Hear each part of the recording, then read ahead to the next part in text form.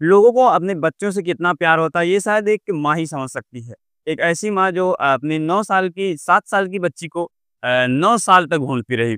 नमस्कार, आदाब, मैं कमलेश। आप सभी को जो आज की सच्ची घटना सुनाने जा रहा हूँ, ये सच्ची घटना है महाराष्ट्र के एक अंधेरी शहर है, उस अंधेरी शहर की है, जहाँ पर 2 परिवार रहते थे। एक उस परिवार में उनको उनको जो है संतान नहीं हो रहे थे, यानी कि उन्हें बच्चे नहीं हो रहे थे।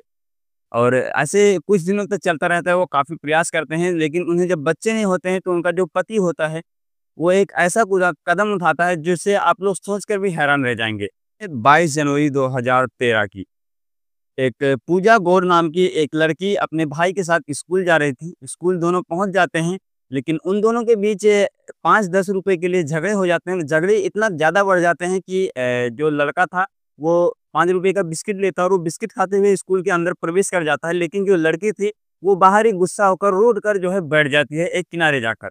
लेकिन जब वो लड़की बैठी थी, तो उस लड़की पर किसी का ध्यान नहीं जा रहा था, लेकिन एक व्यक्ति था जो उस व्यक्ति पर लगातार ध्यान रखे जा रहा था। धीरे-धीरे समय बीतता है, स्कूल जो है गेट बंद हो जाता है स्कूल का। तभी वो जो आदमी होता है, वो उस बच्ची के पास आता है और कहता है कि क्या स्कूल का गेट बंद हो गया? फिर वो लड़की कहती है, हाँ, बंद हो गया। फिर वो कहता है कि चलो मैं तुम्हें घर छोड़ देता हूँ। घर छोड़ने के बहाने वहाँ पर एक बस आती है, उस बस में उस लड़की को बिठाता है, बिठाने के बाद वो उस बच्ची को लेकर चला जाता है। लेकिन यहाँ पर उसकी माँ, जिसका नाम पूनम गौड़ होता है, वो काफ़ी परेशान होती है, हैरान होती है, हर जगह पे ढूँढने की तलाश होती है। और जब वो बच्ची नहीं मिलती है, तो पुलिस स्टेशन जाया जाता है, वहाँ पर कंप्लेंट लिखवाया जाता है कि हमारी बच्ची जो है गुमशुदा होती है। और उस बच्ची का जो नाम मिलता है, वो मिलता है 166 नंबर गुमशुदा बच्ची। क्योंकि 155 बच्चों को वहाँ की जो टीम थी, पुलिस टीम थी, वो रेस्क्यू कर चुकी थी, लेकिन जो 166वीं नंबर की ये बच्ची थी, उसे रेस्क्यू कर पाना बहुत ही मुश्किल हो रहा था और वो बच्ची को हर जगह ढूँढा जाता है। पूरे मुंबई में हर जगह शहर में ढूँढने की कोशिश की जाती है, लेकिन कहीं पर जब उसका पता नहीं चलता है, तो अम्मा जो होती है, वो पोस्टर लेती है, वो पोस्टर लेकर हर गली, हर मोहल्ले तक जाती है कि शायद मेरी बच्ची, इस उम्मीद से जाती है कि शायद मेरी बच्ची कहीं मिल जाए।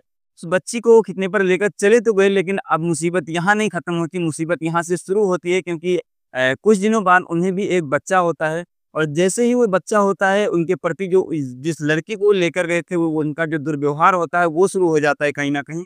और अब उस बच्ची को जैसे ही उनके पास एक बच्चा आता है, उस बच्ची को वो मारना, पीटना, घर के सारे काम करवाना, टाइम पर खाना ना देना, ऐसी सारी मुसीबतें उसके ऊपर जो है आनी शुरू हो जाती हैं। और जब लगातार ऐसे चल रहा था, तो उनके घर में एक महिला थी, जो प्रमिला नाम था उसका, प्रमिला देवी नाम था। वो जब प्रमिला देवी ये सब सारी सारी चीज़ें देख रहे थे, तो उसे कहीं न कहीं थोड़ा-सा बुरा लग रहा था।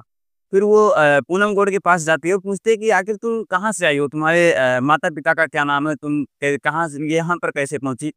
फिर वो उस समय डर रही थी कि शायद ये भी उन लोगों से मिली हुई हैं, कुछ पूछने की कोशिश कर रही हैं, लेकिन उस समय पे वो कुछ नहीं बताती और सिर्फ़ इतना कहती है कि मेरे माता-पिता मर चुके हैं। लेकिन जब काफ़ी दिनों तक ये सिलसिला चलता रहता है, वो दर्द जो है सहती रहती है। फिर कुछ दिनों बाद वो बताती है कि हाँ, मेरे माता-पिता हैं, और उन्हें एक फ़ोटो दिखाती है, सोशल मीडिया के माध्यम से निकाल के उन्हें एक फ़ोटो दिखाती है कि ये मेरे माता-पिता हैं, मैं इस जगह पर रहती थी। फिर वो जो प्रमिला देवी होती हैं, वो काफ़ी कोशिश के बाद सोशल मीडिया का भी सहारा लेती है और रफ़ीक नाम के व्यक्ति से कॉन्टैक्ट कर पाती है। जब रफ़ीक नाम से व्यक्ति से कॉन्टैक्ट किया जाता है, फिर उसे बताया जाता है कि ऐसी-ऐसी लड़की है, शायद आपके एरिया से है ये, तो आप प्लीज़ अगर हो सके तो इनके माता-पिता से बात करवा दीजिए। फिर वो व्यक्ति नाम, पता, सारी चीज़ें पूछता है, वो लड़की बताती है, फिर उसके माता-पिता के पास जाया जाता है। लेकिन अब बात यहाँ पर आ जाती है कि आखिर उसके ऊपर विश्वास कैसे किया जाए कि ये उन्हीं की बच्ची है। फिर उसे माता-पिता का नाम पूछा जाता है और सारी चीज़ें पूछी जाती हैं कि आखिर वो कहाँ पर रहती थी, इससे पहले क्या करती थी, कितने क्लास में पढ़ती थी। ये सारी जानकारी लेने के बाद जो बच्ची ने बताया, वो शायद आप सब सुनेंगे तो आपके पैरों तले ज़मीन खिसक जाएगी।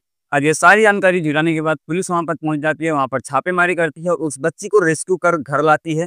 लेकिन अब घर लाने के बाद उस बच्ची से पूछताछ किया जाता है कि आखिर तुम्हारे साथ हुआ क्या था? फिर वो बच्ची जो बताती है, उसे सुनकर सभी हैरान रह गए, क्योंकि बच्ची ने बताया कि सबसे पहले मैं स्कूल गेट पर बैठी थी, करीब 8 के बजे का वक़्त हो रहा होगा, और भाई से मेरा झगड़ा होता है, वो अंदर चला जाता है, मैं बाहर बैठी रहती हूँ, एक व्यक्ति आता है, व्यक्ति कहता है कि मैं चलो तुम्हें घर छोड़ देता हूँ। घर छोड़ने के बहाने वो व्यक्ति उसे वहाँ से उठाता है, अपने बस में बिठाता है और लेकर चल देता है। जब वो बच्ची जब अपने घर के रास्ते को नहीं देखती है, तो कहती है, वो वहाँ पर ज़ोर-ज़ोर से रोने लगती है। वहाँ पर बहुत ज़्यादा रोती है, रोने के बाद वो ऑटोमेटिक चुप हो जाती है, उसे चुप कराया जाता है डाँट फटकार कर। फिर उस बच्ची को लेकर जाया जाता है, हाजी बलम एक वहीं का पहाड़ है छोटा-सा, उस हाजी बलम पहाड़ पर लेकर जाया जाता है और वहाँ पर भी वो बच्ची बहुत देर-देर से रो रही थी। तभी ये जो किडनैपर होता है वो कहता है कि अगर तुम रोओगी तो मैं तुम्हें यहीं से धक्का देकर और चला जाऊँगा यहाँ से। जब वो बच्ची ये बात सुनती है तो डर जाती है, सहम जाती है और चुप हो जाती है। चुप होने के बाद उस बच्ची को जो है कुछ दिन वहीं आस-पास के एरिया में रखा जाता है, उसके बाद उसे गोवा ले जाया जाता है। गोवा में करीब 3 महीने के आस-पास रहती है। फिर उसके बाद वहाँ से वापस लाया जाता है मुंबई के अंधेरी में। अंधेरी में लाने के बाद उसे एक हॉस्टल में डाला जाता है जहाँ पर वो करीब 2 से ढाई साल वहाँ पर पढ़ाई करती है। पढ़ाई करने के बाद फिर उसे घर लाया जाता है और घर लाने के बाद उसके साथ दुर्व्यवहार जो होता है कुछ दिनों तक नहीं हो रहा था, लेकिन जब उसे बच्चा हो जाता है तो उसके साथ दुर्व्यवहार कहीं न कहीं शुरू हो जाता है। और अब उससे जिस एक महिला और एक पुरुष को उन दोनों को जो है गिरफ्तार कर लिया है पुलिस ने और उनके ऊपर एफआईआर भी किया गया है, मुकदमा दर्ज किया गया है। हम देख ल बात उसी की बात ये है कि अब पूजा गौड़ पूरे 9 साल बाद यानी कि अब उनकी उम्र जो है 16 साल के आस-पास हो चुकी है और वो अपने माता के पास आ चुके हैं। उनके पिता की 20वीं निधन हो गई जिस कारण उनके घर में जो है मातम सा छा गया था। लेकिन फिर से उनके घर में जो है खुशी आ गई, खुशी की लहर जो है वो दौड़ गई। उनकी माता भी उनकी मम्मी जो थी उनकी पूनम वो भी बहुत ही ज़्यादा खुश हैं और सारा परिवार अब खुशी-खुशी रह रहा है। तो संतान की ना उत्पत्ति होने के कारण ऐसे कदम उठाना कहीं न कहीं गलत है और ये वीडियो बनाने का मकसद किसी को दुःख पहुँचाना है, किसी को तकलीफ पहुँचाना नहीं है बल्कि लोगों को जागरूक करना है। तो आप सभी को हमारे प्रयास कैसा लगा कमेंट करके ज़रूर से बताना और आप लोग ऐसे ही और कई सारी वीडियोज़ देखना चाहते हो तो हमारे चैनल को सब्सक्राइब ज़रूर से कर लेना। हम मिलते हैं किसी नए वीडियो के साथ। जय हिंद, जय भारत।